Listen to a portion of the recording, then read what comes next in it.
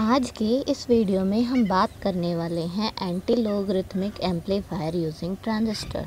इससे पहले हमने स्टडी किया था anti logarithmic amplifier using diode. और अगर उस केस में हम आउटपुट देखते हैं तो हमारे पास जो आउटपुट वोल्टेज आती है वो क्या आती है, वो आती है -RIS exponential V input bye ईटा VT। ठीक है, तो यहाँ पर हम देखें तो आउटपुट वोल्टेज जो है वो किस किस पर डिपेंड कर रही है, वो डिपेंड करती है IS, ठीक है, ईटा और VT पर डिपेंड कर रही है। तो IS होता है हमारा रिवर्स सैचुरेशन करंट और VT होता है हमारा thermal voltage at any temperature T और ईटा होता है हमारा आइडियलिटी फैक्टर जिसकी वैल्यू लाई करती है 1 और 2 के बीच में। तो आउटपुट वोल्टेज डिपेंड करती है IS और VT पर। और ये जो रिवर्स सैचुरेशन करंट और थर्मल वोल्टेज होता है ये दोनों के दोनों टेम्परेचर डिपेंडेंट पैरामीटर होते हैं। तो इसका मतलब अगर टेम्परेचर वेरी करने के साथ ये टर्म्स वेरी करती हैं तो आउटपुट वोल्टेज भी वेरी करेगी। इसका मतलब टेम्परेचर के अकॉर्डिंग जो हमारी आउटपुट वोल्टेज है वो स्टेबल नहीं रहेगी। सेकंड पॉइंट, जो हमारे पास आउटपुट है वो किस पर डिपेंड करती है, वो ईटा पर भी डिपेंड करती है। और जैसा कि अभी हमने पढ़ा कि जो ईटा होता है उसकी वैल्यू किसके बीच में लाई करती है, 1 और 2 के बीच में ही लाई करती है। तो इसका मतलब 1 और 2 के बीच की वैल्यूज़ के अलावा इसके पास और कोई वैल्यूज़ नहीं हो सकती है। ठीक है, सिर्फ इन 1 और 2 के बीच वाली वैल्यूज़ ही हम कंसिडर कर सकते हैं, इनके अलावा और वैल्यूज़ हम कंसिडर नहीं कर सकते ईटा के। तो इसका मतलब जो हमारे पास इस सर्किट की, ये जो हम सर्किट पढ़ रहे हैं एंटी लोगरिथमिक एम्पलीफायर, इसकी जो रेंज है वो क्या हो जाएगी, रिड्यूस हो जाएगी। सिर्फ आप 1 और 2 के बीच वाली वैल्यूज़ ही कंसीडर कर सकते हैं, इसके अलावा कोई और वैल्यू कंसीडर नहीं कर सकते। तो इसी वजह से इसकी जो रेंज है सर्किट की वो क्या हो जाएगी, रिड्यूस हो जाएगी।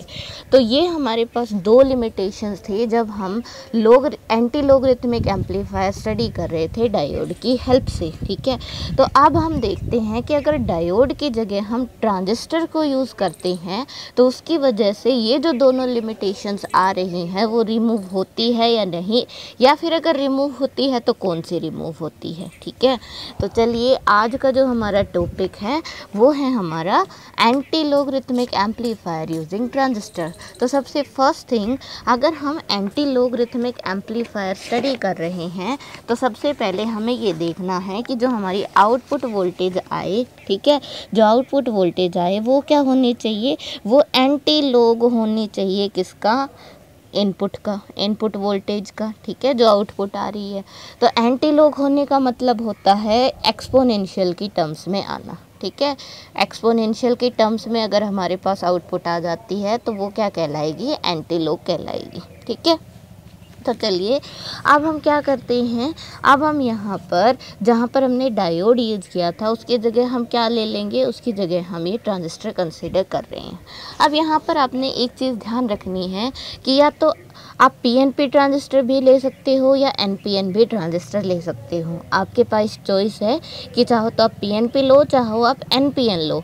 लेकिन उसके लिए आपको एक बात ध्यान रखनी होगी कि अगर हम PNP ट्रांजिस्टर यूज़ कर रहे हैं तो देखिए ये है हमारा एमीटर, ये है हमारा बेस और ये है कलेक्टर। ठीक है, तो जैसा कि हम पढ़ते हैं कि एमीटर बेस जंक्शन जो होता है ट्रांजिस्टर का वो हमेशा कैसा होना चाहिए, वो फॉरवर्ड बायस होना चाहिए।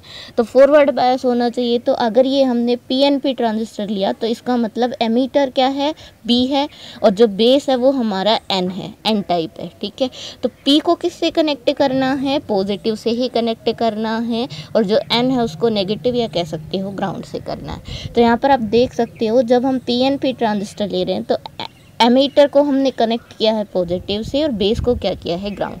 तो ये हो गया ना फॉरवर्ड बायस। तो जब हम PNP ट्रांजिस्टर ले रहे हैं तो इसको क्या करना पड़ेगा, फॉरवर्ड बायस करना पड़ेगा, फर्स्ट थिंग। ठीक है, सेकेंडली अगर आप NPN ट्रांजिस्टर का यूज़ कर रहे हैं, ठीक है, तो NPN ट्रांजिस्टर के केस में हमारे पास क्या होगा,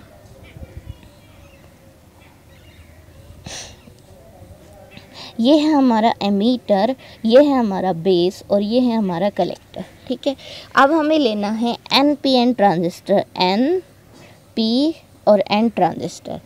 तो P से हमेशा N की तरफ, ठीक है, एरो। तो ये हो गया हमारा NPN ट्रांजिस्टर। अब एमीटर बेस जंक्शन जो होता है उसको फॉरवर्ड बायस बनाना है, तो इसका मतलब N को किससे कनेक्ट करना होगा, N को हमें यहाँ पर बैटरी के नेगेटिव से कनेक्ट करना होगा, या फिर जो भी हम इनपुट वोल्टेज दे रहे हैं उसके नेगेटिव से कनेक्ट करना होगा। तो इसका मतलब जो इनपुट वोल्टेज हम अप्लाई कर रहे हैं वो नेगेटिव इनपुट वोल्टेज अप्लाई करनी पड़ेगी, तभी जाकर हमारा एमीटर बेस जंक्शन जो है वो क्या बनेगा, वो हमारा फॉरवर्ड बायस बनेगा। ठीक है, एमीटर बेस जंक्शन को अगर फॉरवर्ड बायस बनाना है तो उसके लिए इनपुट सप्लाई जो हम दे रहे हैं वो नेगेटिव लेनी पड़ेगी।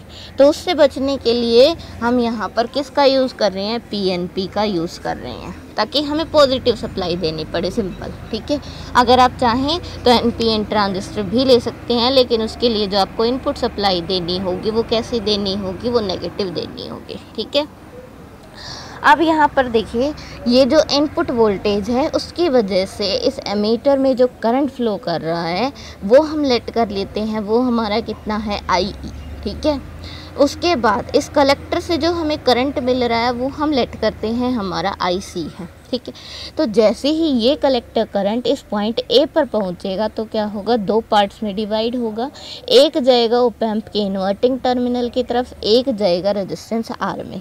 लेकिन क्योंकि ओप एम्प का जो इनपुट रेजिस्टेंस होता है वो क्या होता है, बहुत लार्ज होता है, इनफाइनाइट होता है, तो इसका मतलब इधर कोई करंट फ्लो नहीं करेगा। तो हम यहाँ से क्या कह सकते हैं, ये जो करंट IC था वो कहाँ चला गया, वो सीधा रेजिस्टेंस R में चला गया। तो IC हमारा किसके इक्वल हो जाएगा, R के ही इक्वल हो जाएगा।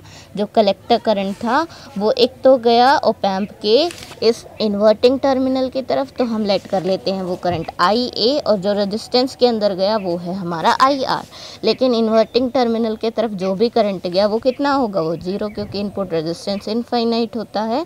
तो यहाँ से जो कलेक्टर करंट है वो किसके इक्वल आ गया, वो हमारा IR के इक्वल आ गया। ठीक है, तो ये हमारे पास एक कंडीशन मिल गई कि जो कलेक्टर करंट है वो किसके इक्वल है, इस रेजिस्टेंस से जो करंट फ्लो कर रहा है उसके इक्वल है। ठीक है, अब देखिए यहाँ पर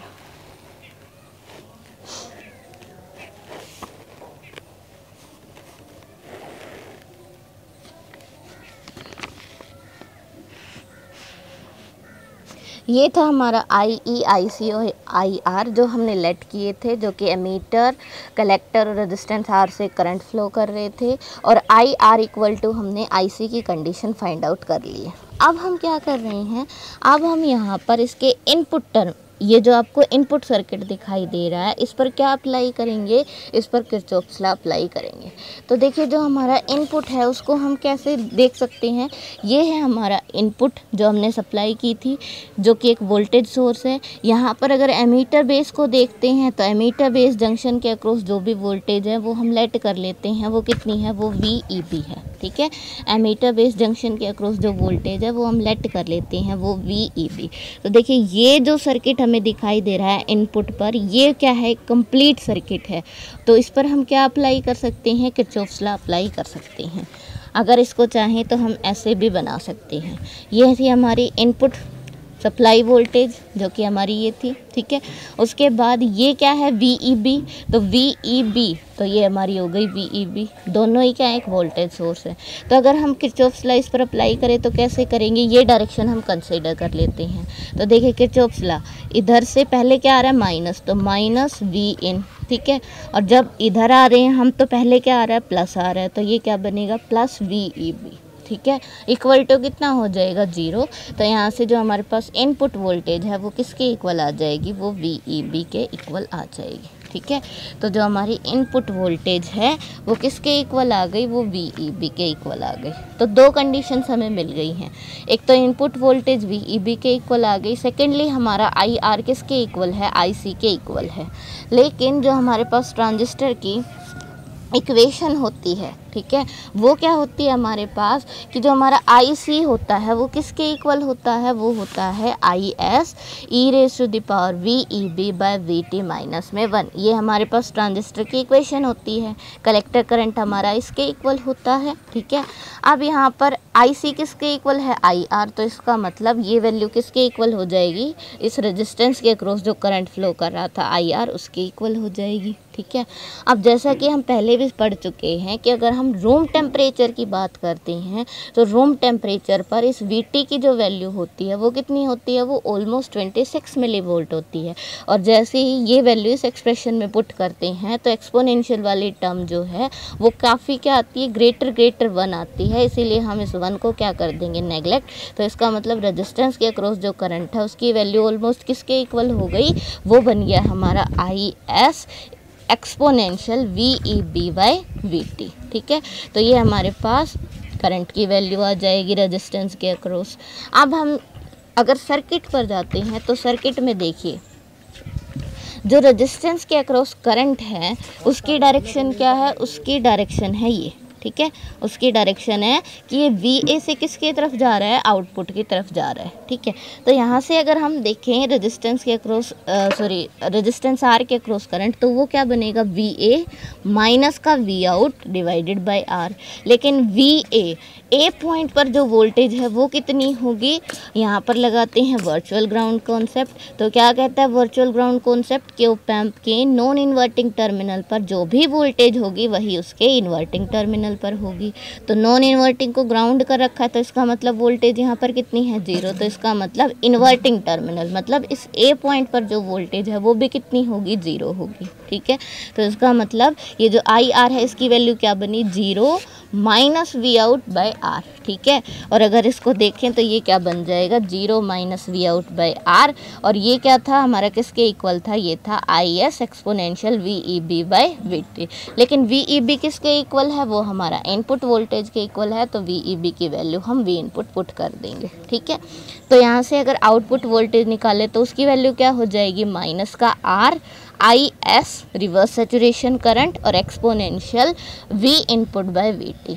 तो यहाँ पर आप देख सकते हैं कि ये जो एक्सप्रेशन हमें मिला आउटपुट वोल्टेज का वो क्या आ रहा है, इनपुट का एक्सपोनेंशियल आ रहा है। तो इसका मतलब ये एंटी लोगरिथमिक एम्पलीफायर की तरह तो वर्क कर रहा है। ठीक है, अब हम बात करते हैं जो हमारा डायोड के केस में लिमिटेशंस आ रही थी उन लिमिटेशंस की।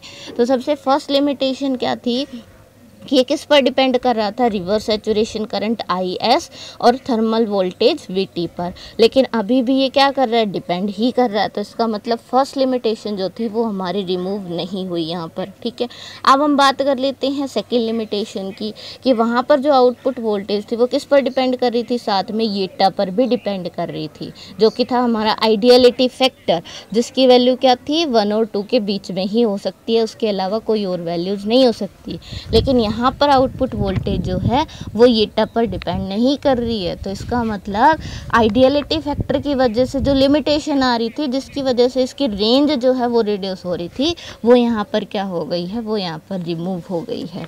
तो जो हमारी सेकेंड लिमिटेशन थी डायोड की वजह से, वो तो यहाँ पर क्या हो गई है, रिमूव हो गई है। लेकिन जो फर्स्ट लिमिटेशन है टेम्परेचर डिपेंडेंसी वाली, वो अभी भी क्या है, वो बची हुई है। तो अब हम आगे आने वाले वीडियोस में एक ऐसा सर्किट पढ़ने वाले हैं जहां पर इसकी टेम्परेचर डिपेंडेंसी को भी रिमूव किया जा सके। ठीक है, उसको कंपनसेट किया जा सके। तो यहाँ पर जो नेक्स्ट हमारा टॉपिक होगा वो होगा टेम्परेचर कंपनसेटिंग लोगरिथमिक एम्पलीफायर्स। और उसके बाद हम एंटी लोगरिथमिक एम्पलीफायर भी स्टडी करेंगे कि टेम्परेचर पर अगर डिपेंड कर रही है तो उसको कैसे कंपनसेट हम कर सकते हैं। ठीक है, तो ये था हमारा आज का topic, anti logarithmic amplifier using transistor. Thank you.